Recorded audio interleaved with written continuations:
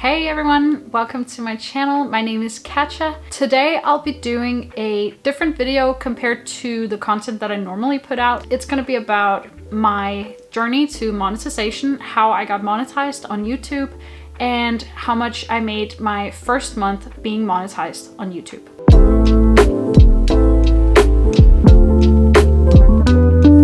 So I want to tell you how I got monetized on YouTube in only 56 days. That's right, only 56 days as a totally new YouTuber with no experience whatsoever making long format content like this. Well, I've watched about 1 million of these videos, I think. I have known for a long time that I have wanted to make my own version of this video with my own journey. Everyone's journeys are so different, and I've noticed that for a lot of people it takes about 6 months to a year or maybe even more to become monetized on YouTube, because in general it's really not that easy. So when I first started my channel, that was what I was expecting. My goal was actually to be monetized within 1 year.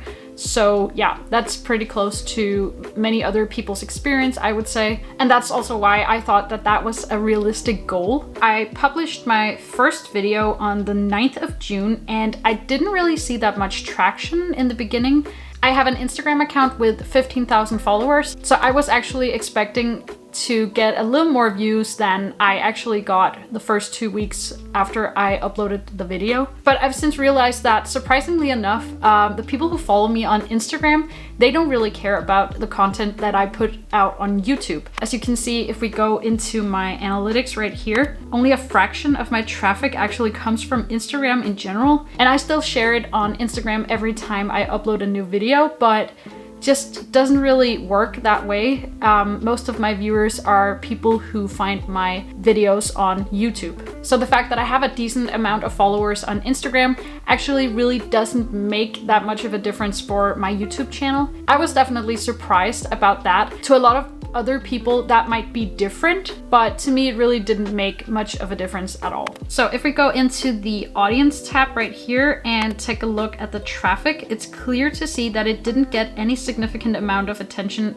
in the beginning. And the day that I uploaded the video, it got 19 views, even though I also shared it on my Instagram. And the day after that, it only got 6 views for that whole day. But let's fast forward to June 26th. Right here, something changed and the algorithm picked up my video and it suddenly got a lot more views. Every day the view count sort of doubled, so there was kind of an exponential growth those days. And a few days later, on the 29th of June, I got over 7,000 views in one day. I really didn't see this coming at all, because for the first 2 weeks there had been so little activity compared to what I'd expected from my followers on Instagram. But suddenly YouTube just picked up my video and I was really happy and ecstatic and surprised about that. The video actually continued getting lots of daily views all the way through July and a few days into August, but then YouTube stopped pushing out my video to more people, and it was at the same time that I got monetized. And in the meantime, I had published 4 other videos, but none of them got as many views as the Billy Bookcase video that I uploaded as my first video ever. But those 4 videos didn't really make a difference in my watch time hours and my views or in anything else. Actually, they only got like a couple thousand views and some of them didn't even get that. But I still think they did really great, considering that my channel was brand new at the time and kind of still is brand new. Some of them even got 1,000 views really quickly, but in the bigger picture they didn't really matter that much compared to my other video, the first one I uploaded, the Billy Bookcase video. Okay, so let's look a little at my subscriber count. In June, I gained 243 subscribers. In July, I gained 968 subscribers, so I quickly reached the 1,000 mark, which is the requirement for monetization when it comes to subscribers. So before you can even apply for monetization on YouTube, you have to have at least 1,000 subscribers and 4,000 hours of watch time in 1 year. So you have to reach these 2 goals within 1 year. And at the beginning of August, I reached 4,000 watch time hours and I applied to the YouTube Partner Program, but I hadn't set up my AdSense account, which is something that I really recommend that you do before you apply for the YouTube Partner Program, because they will be able to approve you faster if you have set up your AdSense account first, because your AdSense account have to be properly set up before you can apply for the YouTube Partner Program. And ultimately, you'll be monetized faster if you do it like that. So because I hadn't set up my AdSense account at the time that I was eligible to apply to the YouTube Partner Program, I had to wait 2 days before I could get monetized, and you'll probably be able to get monetized a little faster if you remember to set up the AdSense account first. When I applied to the actual YouTube Partner Program, that only took like 1 day, so it was not a whole lot of time. And then you might be thinking, how did it go so fast? Why did YouTube pick up her video so fast? And these are questions that I have been asking myself as well, so I'll try to answer the question. First of all, before I even made my first video, I decided that that one video should be about something that was searchable. Something that people search for all the time on YouTube and on Google. And since YouTube is owned by Google, YouTube videos also show up when you search for something on Google. So making something that was searchable seemed like a really good idea to me, because I thought it would probably be easier to get some views in that way. I knew that if I made something that was searchable, I would at least get some amount of views that was meaningful, and maybe it wouldn't take such a long time to get monetized. And then I hoped that my video would be able to gain views steadily over a longer period of time, because I definitely didn't expect the algorithm to pick up my video at all. So I decided to do an IKEA Billy bookcase hack video, and IKEA hacks are super popular, so I thought that it would be really great to kick off my channel. It's evergreen content, so it means that people will search for content like this throughout the year. It's not just something that's only related to Christmas or Halloween, that people only search for when it's Christmas and Halloween. There are people who search for content like this every day, all throughout the year. And I also noticed that the Billy bookcase hack that I did was different from the other IKEA Billy hacks that you could find on YouTube at the time, and I think it made my video stand out from the rest. And second of all, I made sure to make a thumbnail that would stand out from the rest, because the thumbnail is really, really important. It's the only impression that they get, so of course the thumbnail has to be really, really good and really be a good teaser for what you're gonna talk about and show in your video. So yeah, it was definitely super important to me that it would be a really clickable thumbnail. And I thought a lot about the composure of everything in the photo back when I shot it. It just had to look beautiful, simple, and symmetrical. And I'm pretty strict when it comes to the aesthetics of my home design and when it comes to the color scheme of my home. So it was actually easy enough for me to achieve the look that I wanted for the photo. And I also remember looking at other people's thumbnails to see what looks appealing, what have other people done, how can I make my own thumbnail stand out from those and make people choose to click on my video instead of someone else's video. And the room itself that I shot the photo in was also a really big help, because there were really high ceilings and the bookcase itself was also really big, so that definitely helped, I think, because it was an eye catcher in itself. However, the video itself is not that great at all.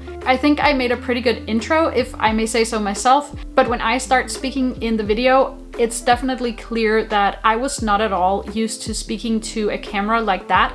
And that's totally normal when you're a new YouTuber making your very first video. And it's not because I've made a lot of videos at this point. I think this will be my 9th video here on YouTube, so that's definitely not a lot at all. But through making these 9 videos, I think that I have improved so much, and it's definitely a lot easier now, even though it's still sometimes kind of strange talking to a camera while you're all alone. And it's especially hard because my first language, as you can hear, is not English, and that definitely complicates things a bit. This would be so much easier if I just made my videos in Danish, but the problem with that would be that my reach would be terrible, because only like 6 million people in the world speak Danish. In the video, I unfortunately only tell how we did the hack, and I show you some footage from it and a couple of photos, and I try my best to explain how we did it. The video was made a year later than the IKEA hack, and I didn't record the process back then when we built it. And the fact that I only tell you how we made the hack in the video instead of showing you it, I think that was especially bad for my viewer retention rate. I think that people were expecting some kind of demonstration throughout the video of all the steps. Yeah, so I think that made people click out of the video pretty quickly. You can see it very easily right here in my analytics that people watch the video, they watch a small amount of it, and then boom, people click out of the video. But despite that, the algorithm still kept pushing out my video to more and more people. And this is just to say that your viewer retention rate really doesn't have to be that good for the algorithm to pick up your video, at least not necessarily. And of course, I can't know this for sure, but I think that the fact that this was evergreen content and the fact that the thumbnail was super aesthetic and clickable made a difference for my video. But ultimately, when a video gets picked up by the algorithm just like that, I think there's also a great deal of luck involved. For example, earlier this month, I made a video about my IKEA favorites, and on the first day, it got a lot of views, and the second day, it also got a pretty decent amount of views until it just kind of like dropped, and now it's like only getting 13 views a day. So you really just don't know. Sometimes the algorithm will give it a push and then it will just drop it after that. But making evergreen content that is often searched for and aesthetically pleasing thumbnails and content in general is never a bad idea, because there is no doubt that those factors play a big role in how well your videos are going to perform or potentially going to perform. So since the algorithm stopped recommending my videos so rigorously, my channel has been growing slowly but steadily.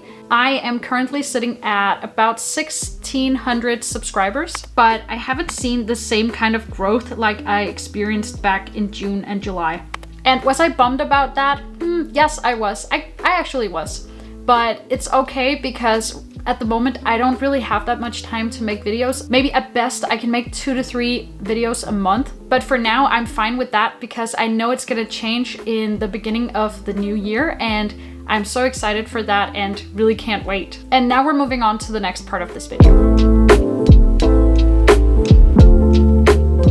You may be wondering how much you make as a small YouTuber with not even a dozen monetized videos. In fact, only 8 monetized videos. And let me tell you, it's not a lot, but I'm just so happy that I could even get monetized so fast, because it's really, really motivating seeing your videos, your hard work paying off like that, even if it's just a small amount of money. Okay, so let's get into the analytics. So I got monetized on the 3rd of August, and as you can see, I got like 4,500 views a day in the beginning of August, but that dropped to like 300 to 400 a day for the rest of that month, 1,300 hours of watch time, and I gained a total of 250 new subscribers. If we go into the revenue tab, you can see that my earnings were highest at the beginning of August. So at the time that my Billy Bookcase video was still performing pretty well. And the least I made in one day was just above 6 kroner, which is barely $1. And the most I made in one day was 46 kroner, which is about $6. So in August, I made a total of 611 kroner, which is about $80. So in Denmark, you actually only have to make 600 kroner to get the money paid out by Google. So I just barely made it. So there you have it. I'm looking so much forward to making more content for you in the future and to see where my channel will go later on. And I think I'll be doing one of these videos again when I hit the 6-month mark of being monetized on YouTube, and I'll show you how that went as well. If you made it this far, I just want to say thank you so much for watching. And if you like this video, please make sure to give it a thumbs up and subscribe to my channel for more content. And I'll have a new video for you again very soon.